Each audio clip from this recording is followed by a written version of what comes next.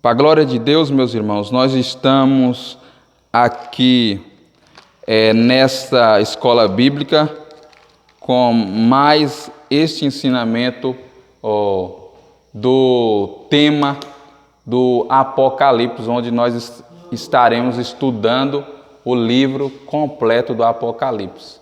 Lembrando que nós já estudamos o primeiro capítulo na aula anterior, nós estudamos quase completo. Ficou alguns detalhes que eu vou passar aqui nesta noite para a igreja, os detalhes que ficou do primeiro capítulo do livro de Apocalipse. E depois nós vamos entrar um pouquinho no segundo capítulo e nós vamos prosseguir à frente, tá bom, meus irmãos? Em nome de Jesus. Vamos lá, meus irmãos, abrir as nossas Bíblias no livro de Apocalipse, capítulo de número 1. Apocalipse, capítulo de número 1. Amém? E vamos ler aqui. Louvado seja o nome de Jesus. Amém.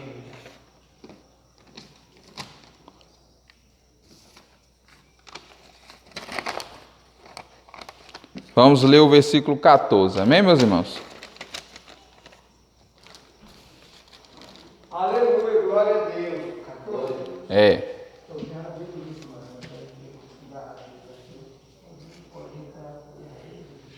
Vamos lá. Capítulo 1 de Apocalipse, versículo 14. É os detalhinhos que nós vamos aqui entender que faltou para nós concluirmos o capítulo 1 completo, tá bom? Diz assim, no capítulo 14: suas cabeças e cabelos eram brancos como a lã branca, como a neve, e os seus olhos como chama de fogo. Vamos pegar da frase para cá, e seus olhos como chama de fogo. Porque esses outros detalhes, esses outros questões nós estudamos na aula anterior. Agora nessa aula nós vamos estudar essa frase, e os seus olhos como chama de fogo. Aqui é quando João, o apóstolo João, que ele está ali na ilha de Patmos, quando ele é preso por causa do Evangelho, e quando Deus dá a visão para ele do livro de Apocalipse, a revelação do livro de Apocalipse, ele vê Cristo glorificado. Ele diz que eu vejo aquele semelhante ao Filho do Homem. Aí ele vai citar algumas características de Jesus, que nós podemos compreender o seu poder e a sua grandeza, a grandeza do nosso Deus, nosso Senhor Jesus. Quando ele diz, os seus olhos é como chama de fogo, quer dizer que Deus vê tudo, Deus observa tudo, Deus conhece o mais profundo, o mais íntimo de cada ser humano e de cada questão, de cada coisa. Se nós entendermos, meus irmãos, como Deus sabe de tudo, como Deus vê tudo, nós podemos compreender que Deus sonda os nossos mais íntimos desejos. Os nossos mais íntimos desejos, vontades, Deus sabe, Deus conhece, Deus vê, está observando. Deus observa o que eu faço, para onde eu vou, o que você faz, para onde você vai, quais são suas atitudes e as minhas atitudes no dia a dia. Então não tem como escapar. A Bíblia diz que ele está como que olhos como chama de fogo. Os olhos de Deus estão sobre a terra. Deus está observando tudo. Então, ninguém nesse mundo, irmãos, pode ter certeza que se esconde do poder e da grandeza de Deus. Ninguém se esconde do poder tremendo de Deus, porque Deus sabe tudo. Deus conhece tudo. Detalhe para você, irmãos, eu já passei por situações, vou contar aqui, não detalhe por detalhe, mas eu vou contar uma situação, nenhuma situação da minha vida, que eu estava conversando com uma pessoa, né? Isso foi questão de relacionamento, mas eu vou passar aqui para os irmãos entenderem. E eu estava gostando daquela pessoa e queria, com aquela pessoa até casar, se fosse a vontade de Deus. E aí eu observei algumas coisas estranhas, mas a gente presta atenção. E aí, meus irmãos, observante e tal, analisando, aí eu falei, né, para essa pessoa, essa menina, né, que era minha pretendente, que eu estava gostando, eu falei assim para ela, falei, olha, se você esconder alguma coisa, você pode esconder de mim, mas Deus está observante, Deus está vendo todas essas questões, né? E aí eu falei, talvez eu descubra por minha forma, mas se eu não descobrir, Deus vai falar comigo. Por quê, irmão? Porque a gente que busca a Deus, sabe que Deus não vai deixar a gente enganado nem confundido, né? A Bíblia diz que nós não ficamos enganados e nem confundidos. E aí então, meus irmãos, fui descobrir o quê? A pessoa conversando comigo, né? Orando comigo e também conversando com outro rapaz. E aí eu falei, o negócio aí pegou. Aí eu descobri, Deus me fez entender, Deus fez alguma coisa para me entender. É como eu estava conversando com outra pessoa, uma amiga minha, que aconteceu o mesmo caso, o rapaz também enganando ela, entendeu? Então, meus irmãos, Deus conhece cada detalhe, não adianta o homem querer esconder alguma coisa, não.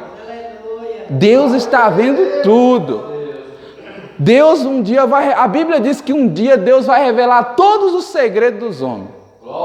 A câmara de Deus, os seus olhos estão aí por todo lado. Talvez um dia que nós pode enganar alguma coisa de alguém, do pastor, dos nossos pais, nós pode enganar. Mas de Deus nós não enganamos. Deus está vendo tudo, tudo. E um dia Ele vai revelar, seja aqui na terra, ou seja lá no céu. Ele vai revelar a nossa vida, seja boa ou seja mal, o que nós fez ou deixou de fazer. Então, vamos pedir misericórdia a Deus, força a Deus, para nós vigiar, para nós estar sempre sendo humilde. Uma coisa que eu sempre digo, irmão, vale a pena a humilhação. O crente, ele tem que reconhecer os seus pecados e se humilhar diante de Deus. A pessoa tem que reconhecer quando erra, quando peca e pedir perdão. Porque, irmãos, nós somos pecadores, nós somos falhos. Mas a Bíblia diz que quem encobre os pecados, as transgressões, ele nunca prospera. Mas o que confessa e deixa, alcança misericórdia. Então, quando nós confessa, Deus nos dá o direito de nós recomeçar a salvação. Mas se nós encobre aquilo ali, vai continuar e vai ser um peso tremendo que vai tirar a nossa salvação. Então, eu acho muito bonito, irmãos. Tem gente que acha feio quando um crente se humilha e diz, irmão, eu pequei, eu errei. Não, acho lindo. A coisa mais linda é melhor do que ele viver uma vida de engano e ele perder a salvação. É melhor ele ser transparente e dizer a verdade e reconhecer e esforçar para fazer a vontade de Deus do que mostrar ser uma coisa que não é. A coisa pior, irmão, é gente fariseu que demonstra ser uma coisa que não é. Jesus falou, esses aí são como sepulcros caiados, eles aí por fora é um sepulcro ali bonitinho, né, que a pessoa ornamenta, depois que a pessoa morre, coloca ali dentro, coloca em cima umas florzinhas, né, tal, faz aqueles negocinhos ali, aquelas catatumbinhas, bem bonitinha, né, bem detalhada, pinta, uns colocam cerâmica, né, irmão, bem bonita, lá mais por dentro só tem porqueira, podridão, osso já era, só carne podre. Então, Jesus falou isso, eles é bonito por fora, mas por dentro, no coração, não vale nada. Então, meus irmãos, isso não presta. Você quem eu sou, vamos ser quem nós vamos reconhecer os nossos pecados, as nossas falhas, as nossas fraquezas. Não adianta eu mostrar, irmãos, para vocês uma coisa que eu não sou. É por isso que eu sempre digo, eu sou pecador, eu sou falho e preciso cada dia mais me consertar diante de Deus e buscar a Deus. Amém, meus irmãos? Glória a Deus, aleluia. Então vamos mais, irmãos. O 15, o versículo 15, que nos diz assim agora: os pés como latão reluzente. Olha, os pés dele representativos. Aqui você está entendendo que as características que João vê o Cristo glorificado. Cada uma dessas questões, dessas características, representa o poder e a grandeza de Deus em algum aspecto, tá bom? Quando diz que os pés dele erram como latão reluzente, quer dizer, a luz do mundo. Latão reluzente, representativa de luz. Ele é quem ilumina os nossos passos. Lâmpada para os meus pés é a tua palavra e luz para o meu caminho. Jesus é a palavra. Então ele é lâmpada, ele é luz, latão reluzente, coisa firme, né, meus irmãos? Se for, como eu vi no estudo, se fosse o barro, se quebrava, mas latão é mais firme, né? Latão tem mais sustentabilidade. Então ele é sustentável, ele é forte, ele é firme. Entendeu? Ele nunca se quebra, não. Ele é inabalável. Louvado seja Deus. Então, representativa. Ele é como a luz e como algo firme. Aqui é a representativa de Cristo. E ele é a luz e algo firme, com certeza. Vamos lá. O 15 novamente.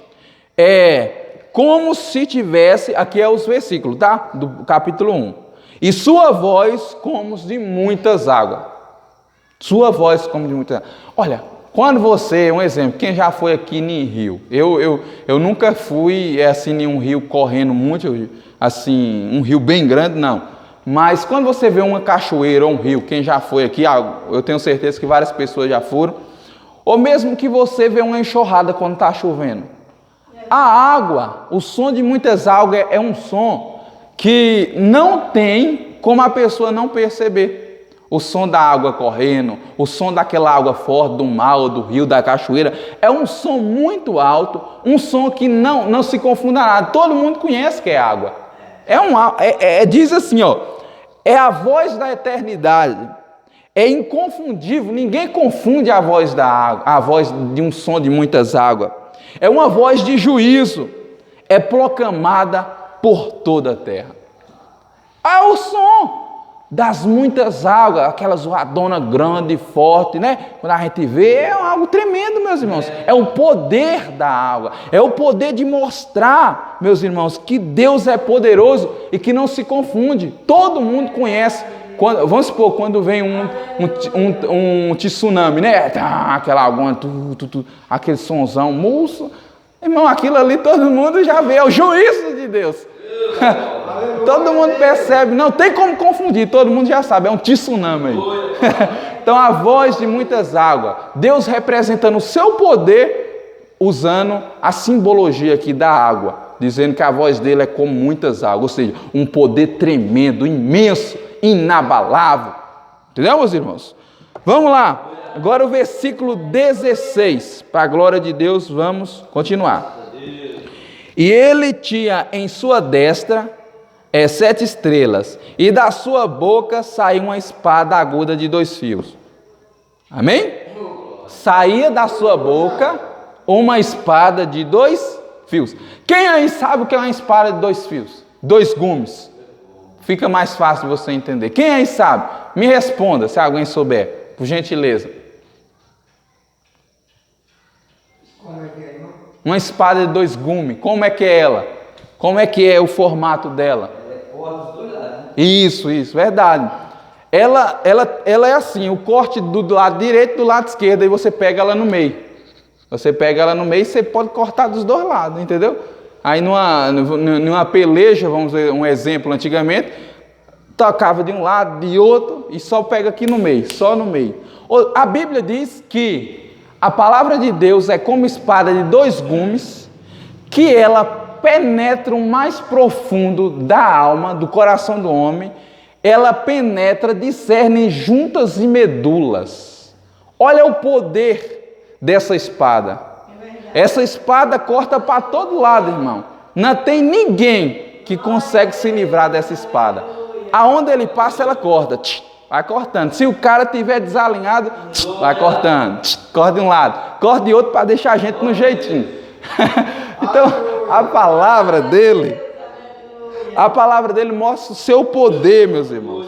Quando diz que da boca dele sai aqui, ó, nós vemos uma espada de 2 fios, de 2 gumes. Por quê? Mostra o seu poder de exercer a autoridade dele. O poder de Deus, ele opera em todos os lados. O poder de Deus não opera só do lado esquerdo, nem só do lado direito. Deus opera dos 2 lados e vai fazendo a sua justiça de conformidade ao querer dele. A palavra de Deus é tão profunda que ela não vai só de um lado, ela vai do outro. Ela vai dos 2 lados, ela vai do direito, ela vai do esquerdo, vai no coração, vai na mente, vai no corpo. Ela faz o homem ficar tremendamente impactado com o poder de Deus. Quando a gente sente o poder de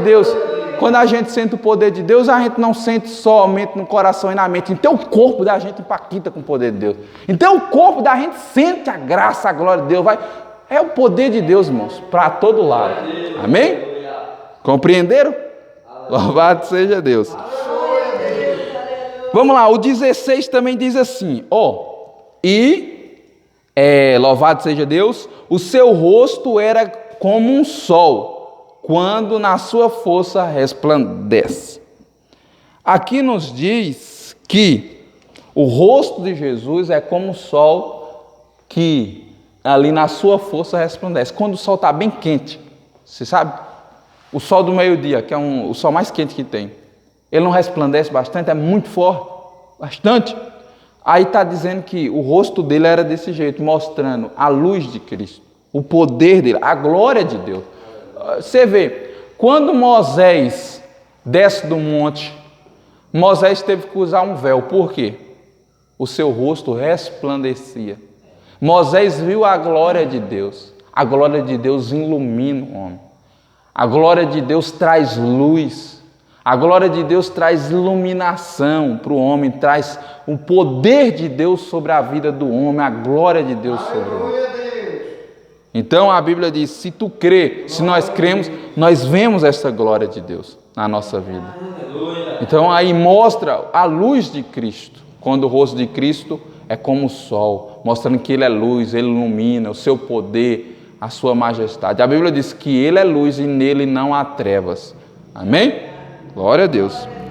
Vamos lá, meus irmãos, agora o capítulo 2, nós vamos entrar, nós vamos estudar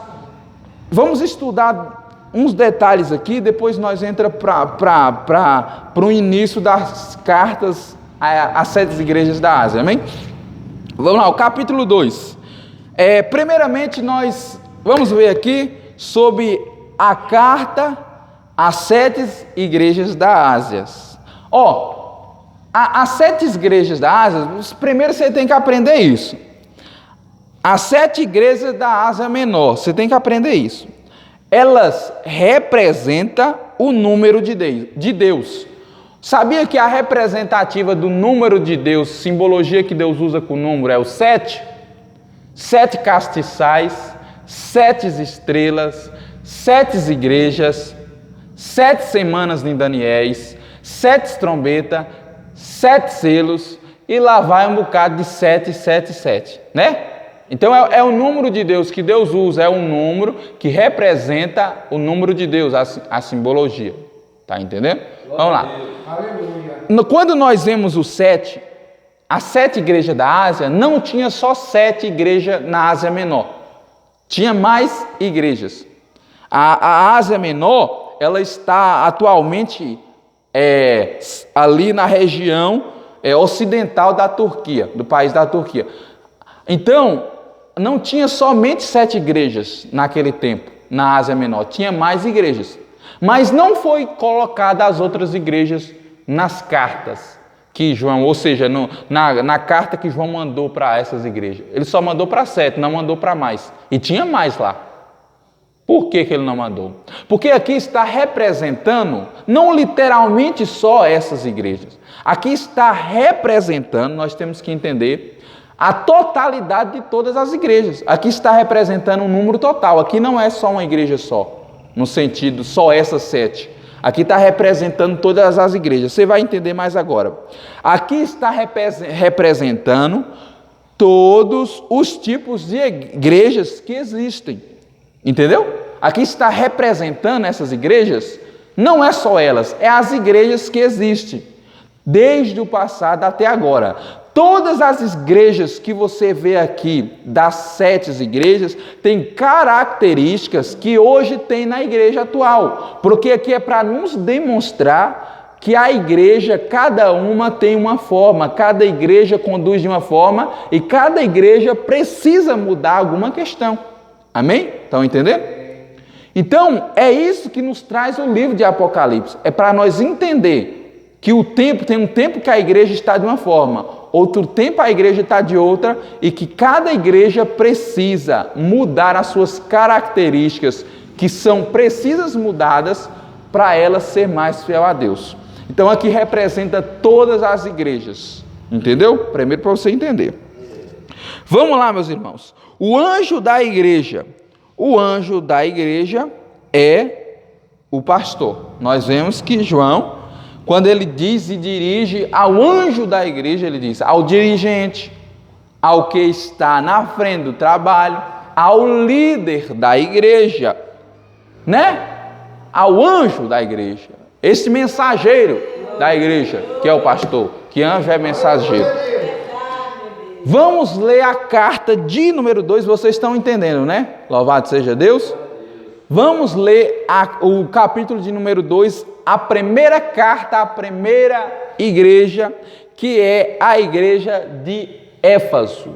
Nós vamos entender que tem igreja nesse mundo atual que está igual a essa igreja como ela estava, porque aqui é representando todas as igrejas e os seus tempos, como elas estavam, a situação de cada igreja, e representa as igrejas de hoje também, não só do passado, mas as de hoje. E nós vamos ver aqui nesta noite, tá bom? Vamos entrar aqui. Vamos ler capítulo 2 de Apocalipse, versículo 1 a seguir. Vamos lá, vamos ler todinho até o versículo 7. Capítulo 2, versículo 1 até o 7. Escreve ao anjo da igreja que está em Éfeso. Nós vamos por pontos, parando, tá? Isso diz aquele que tem à sua destra as 7 estrelas e que anda no meio dos 7 castiçais de ouro. Nós já explicamos isso aqui. Você já viu as 7 estrelas e os 7 castiçais de ouro na aula anterior, tá bom? Eu sei as tuas obras. Olha, primeiro, destaca aqui. Deus diz, eu sei as tuas obras. Não foi aquilo lá que eu falei que Deus vê tudo? Que nós vimos que os olhos deles estão como chama de fogo? Aí um texto vai confirmando com o outro, completando com o outro. A Bíblia sempre completa um texto com o outro, encaixa. É igual um quebra-cabeça, vai encaixando uma coisa com a outra. Tá entendendo? Aí, ó, eu conheço as tuas obras. Deus sabe tudo de você, Deus sabe tudo de mim, Deus sabe de todas as coisas. Vamos mais à frente. O teu trabalho, olha, Deus conhece o nosso trabalho. Deus conhece o que nós faz na obra dele. Esse trabalho aqui não é trabalho material, é trabalho espiritual na obra de Deus. Não é o trabalho você arrancar toco na roça, não. É um trabalho você na obra de Deus, ali no nome de Jesus, ganhando as almas. Então ele conhece o que você e o que eu está fazendo para ele. Talvez algumas pessoas, meus irmãos, e eu paro em ter, pela misericórdia de Deus, a gente está se esforçando, mesmo fraquinho, e está fazendo muito pouco. Eu estou fazendo muito pouco e preciso fazer muito mais para Deus. Mas o pouquinho que a gente está fazendo, talvez muitas pessoas, pastor Valtônio, não reconhecem, né? Porque as pessoas não reconhecem o que a gente está fazendo. Mas Deus está vendo, eu conheço o teu trabalho, eu vejo o teu trabalho, Deus está falando com nós. Então, muitas vezes, as pessoas não dão crédito ao nosso trabalho, as pessoas não valorizam o nosso trabalho, mas Deus conhece e está vendo o nosso trabalho e está valorizando o nosso trabalho. Amém? Vamos mais à frente. E a tua paciência, meu irmão, agora isso aí é uma coisa que não é todo crente que tem, não, e é difícil demais, vou ser sincero.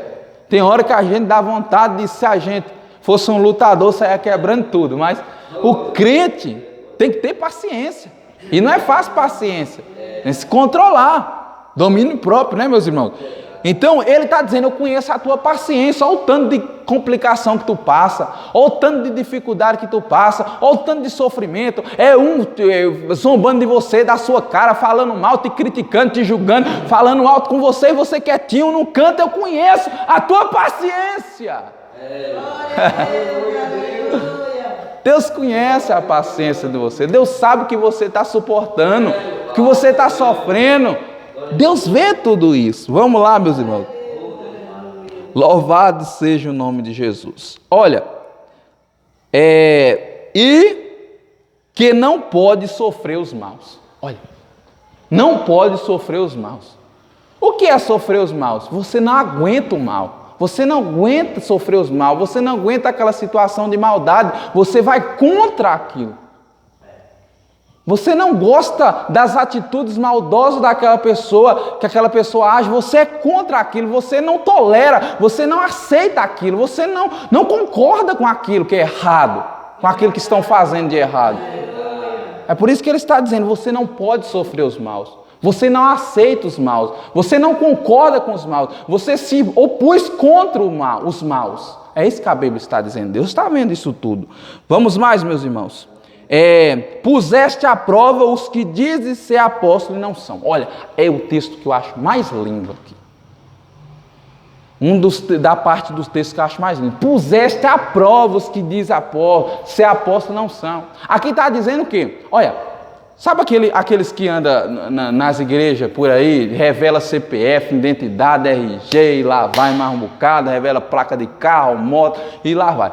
Então, essas pessoas que pregam, e aí, né, com heresia, misturam um cara de coisa, a Bíblia está dizendo assim, ó, tu está colocando à prova, ó, tu puseste à prova os que dizem ser apóstolos não são. Deus está falando, você não está tolerando aqueles que fazem coisa errada, você está colocando à prova, de alguma forma, para ver se ele é sincero diante de Deus, ou se ele está com enganação, com mentira. É isso que nós devemos fazer, irmão. Colocar à prova aquelas pessoas que nós vemos que não está enquadrada, para ver se ele é de verdade ou não é. Coloca à prova, coloca para ver. Vamos colocar ele para ver como é que ele é mesmo de verdade. Vamos ver como é que é a situação dele, se é realmente isso que ele é mesmo, se ele está dizendo. Vamos procurar uma prova para ver mesmo se ele é ou não é o que ele diz ser. Né? Então a Bíblia está dizendo, você está colocando à prova aqueles que dizem ser apóstolos não são. Você está provando ele para ver quem é eles de verdade. Provando, vocês estão procurando descobrir quem é eles. Que a prova é colocar para descobrir, né? Descobrir, você vai provar para ver se ele é aquilo mesmo que ele fala ou não. Então a Bíblia diz, puseste à prova. Você colocou ele em um lugarzinho ali para decifrar se ele é ou não é. Você está analisando. Você está analisando, ele está pregando aqui, você está vendo, está posando à prova para ver se ele está pedindo muito dinheiro, né? Se ele está vendendo alguma coisa em cima do altar. Você está analisando. Você está posando à prova nele ali para observar. Entendeu, meus irmãos? Está posando à prova. Então, essa igreja, olha, irmãos, o tanto de característica boa dessa igreja. Olha o tanto de coisa boa. Deus elogiando a paciência. Deus elogiando que ele usava as provas, os falsos profetas, né? Aqueles que vinham de todo jeito para a igreja, quase seminu, pregando heresia, pregando revelação de CPF, de identidade. Deus dizendo, você não está aceitando esse povo não. Deus está elogiando ele pelas qualidades. Mas na frente você vai ver mais, que ensina tem a ver com a igreja atual de hoje. Vamos lá para frente. Se tu achasses mentirosos, aí, tu puseste à prova os apóstolos, que diz que são apóstolos, mas não são, e tu os achaste mentirosos. Aí, ela provou e viu, ele é mentiroso. Ele pregou aqui, mas no dia a dia dele lá, ele não tem nada a ver com isso. Eu fui lá na casa dele ver, já era. Acabou. Entendeu? Achaste mentirosos. Tá vendo, meu irmão? Vamos mais à frente. E sofrestes. Olha, Deus está elogiando, você está sofrendo. E tem paciência, e você tem paciência. E trabalha pelo meu nome, você trabalha pelo meu nome. Você evangeliza, você ora, você prega, convida o povo para a igreja, você faz campanha. Tu trabalhaste pelo meu nome. E não te cansaste, e não te cansaste, e não te cansaste. Você não cansa, você é incansável. Você não cansa, você não para. Terminou uma campanha, você faz outra. Acabou um evangelismo, você faz outro. Você não para, você continua, você não cansa. Deus está elogiando. Agora que o negócio acocha, olha o que ele diz. Tenho, porém, contra ti, que deixaste a tua primeira caridade, o teu primeiro amor. Meu Deus do céu. Deus elogiou tanto a igreja. Olha, meus irmãos, você analisa para ver, se você tiver bem de entendimento, né, no sentido de saber como é que está as igrejas hoje, você vai entender que tem uma igreja, principalmente no Brasil, a primeira igreja do Brasil, que ela se parece muito com isso aqui, com esse texto. Por quê? Porque ela é uma igreja que ela não aceita qualquer um. Ela prova aqueles para ver se ele é ou não profeta de Deus ou não. Ela prova, ela é paciente, ela trabalha muito, ela evangeliza muito, entendeu? Ela sofre por amor a Deus. É uma igreja que ela faz muito por Deus, mas ela deixou o primeiro amor. Se você analisar, não é só uma não, eu falei só uma, que é a primeira do Brasil. Ela é uma igreja abençoada, mas deixou o primeiro amor. Começou pouco a pouco a deixar a vaidade entrar na igreja. As irmãs com roupa coladinha, sensual, né? Marcando as partes, né? Íntimas. Começou a deixar os irmãos com roupa também apertadinha, marcando as partes íntimas também. Começou a deixar as irmãs ficar pintada, toda pintadinha, né? Começou a deixar os assaltos altos na igreja. E aí vai, né, meus irmãos? Começou o pastor a receber 12 salários mínimos, né? Começou o pastor a receber 20 salários mínimos, né? 20 mil reais por mês, né? Começou, foi deixando o primeiro amor. Ela trabalha muito, ela tem paciência, ela prova quem é e quem não é, mas ela deixou o primeiro amor. Ela não é mais como antes, ela não guarda a palavra mais como antes. Para ela agora é tudo normal. Para ele é tudo normal. Agora pode colocar, assistir a novela, pode assistir uma série, um filme imoral, mundano. Pode, agora pode. Pode agora torcer para o Corinthians e Flamengo, né? Então, irmãos, o primeiro amor, olha, a Bíblia diz, você tem qualidade, você tem característica, mas você deixou o primeiro amor. Você deixou as primeiras obras. Você deixou aquilo que eu admirava tanto em você. Você deixou, você parou. Você parou de fazer aquilo que eu gostava tanto que você fazia. Por isso que eu tenho isso contra ti, que você abandonou o primeiro amor. Você viu, né? Tem muita igreja aí que faz muito por Deus, mas abandonou o primeiro amor. Quando diz a igreja, está simbolizando também cada pessoa individual, irmão. Tem hora que talvez, será que nós não estamos encaixados nisso? Será que nós não precisamos voltar ao primeiro amor? Será que eu e você não precisa voltar às primeiras obras? Algumas coisas que nós no passado fazia e hoje nós não faz mais? Será, meus irmãos? Vamos avaliar a nossa vida, né? E vamos observar, porque quem sabe é só eu, você e Deus, né? A situação nossa. Então vamos mais à frente, meus irmãos. Lembra onde caíste. Olha a Bíblia dando uma exortação. Você lembra onde caíste. Deus dando a oportunidade. Arrependa. Lembra onde você caiu, igreja. Lembra onde você caiu. E arrepende. Arrependimento, irmão, não é chorar. Blá, blá, Deus me perdoe. Lá no outro dia a mesma coisa. Não, arrependimento é deixar. Arrependimento é se esforçar para deixar. Não é fácil, meus irmãos. Nunca foi fácil, mas é preciso nós se esforçar para nós deixar o pecado. Mesmo fraquinho, mas vamos esforçando. Não vamos deixar o pecado tomar conta de nós, não. Vamos esforçando pouco a pouco, que ele vai sair da nossa vida no nome de Jesus, né, meus irmãos? Então, olha, eu tenho, porém, que tu deixaste o primeiro amor, mas lembra onde você caiu, vê qual foi teu erro, arrepende do teu erro, para com isso, esforça para não fazer mais e volta às primeiras obras. Volta, irmã, tira a maquiagem da cara, né? Volta a tirar o salto alto, volta os irmãos a parar de torcer para o Flamengo, para o Corinthians, né? Volta, para tudo isso aí, para com tudo isso, volta às primeiras obras, esquece do mundo, esquece das coisas do mundo, dos filmes do mundo, da novela do mundo, esquece, volta à primeira obra. Em vez de você estar assistindo um filme, de eu estar assistindo um filme, em vez de nós estarmos ali em uma série, vamos o quê? Dobrar o joelho, orar, jejuar, buscar a Deus na sua palavra. Né, meus irmãos? Então, meus irmãos, é isso. O Senhor está falando para voltar às primeiras obras, voltar a fazer aquilo que Deus gostava tanto que nós fazíamos e nós parou de fazer.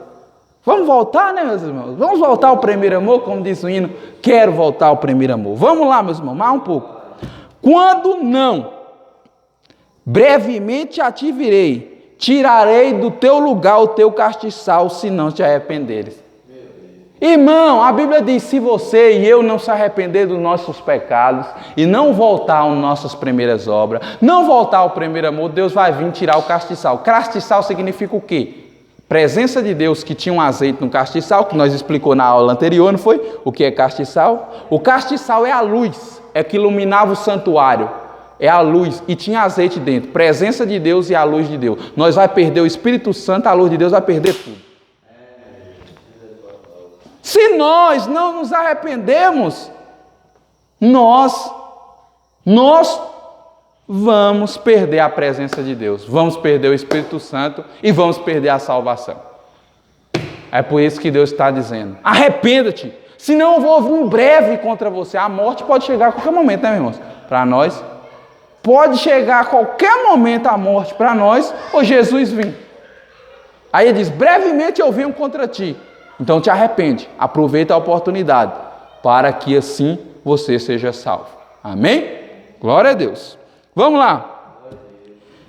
Tem porém isto, que aborrece as obras do Nicolaitas, os quais eu também aborreço. Olha, eu pesquisei, eu estudei, eu tentei descobrir o que é as obras do Nicolaitas, eu não descobri.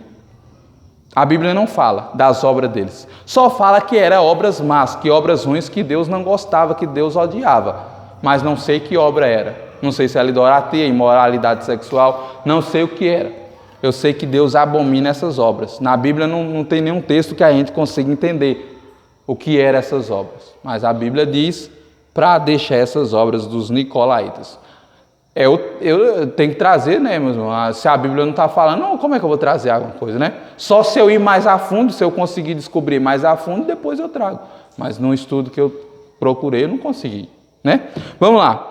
Quem tem ouvidos, ouça o que o Espírito diz às igrejas. Ele já está dizendo aqui com nós. Ao que vencer.